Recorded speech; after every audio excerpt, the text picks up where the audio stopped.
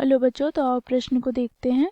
यदि बहुपद k गुनी एक्स स्क्वायर माइनस 3 गुनी एक्स प्लस k का एक शून्यक 1 है तो k का मान ज्ञात कीजिए।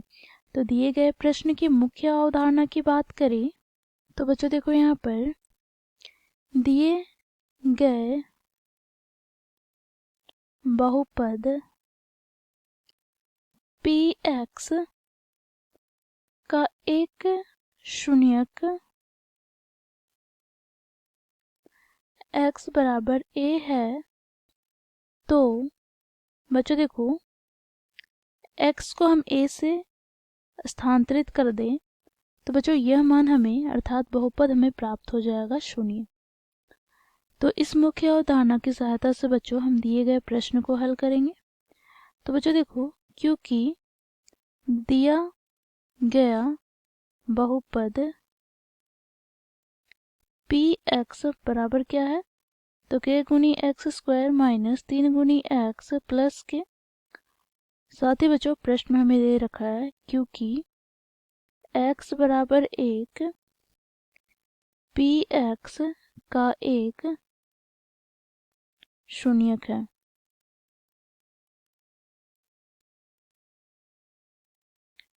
तो बच्चों देखो, जब x बराबर 1 इस दिए गए बहुपद का शून्यक है तो इस बहुपद को संतुष्ट करेगा जो कि शून्य के बराबर हमें प्राप्त हो जाएगा। तो यहाँ से हमें प्राप्त हो जाएगा, देखो x के स्थान पर हम 1 रखेंगे तो बहुपद का मान क्या हो जाएगा, शून्य के बराबर। तो यहाँ से बच्चों हमें प्राप्त हो जाएगा, देखो k गुना 1 का स्क्वायर माइनस 3 गुनी 1 प्लस k बराबर शून्य। तो यहाँ से हमें प्राप्त हो जाएगा k माइनस 3 प्लस k बराबर शून्य।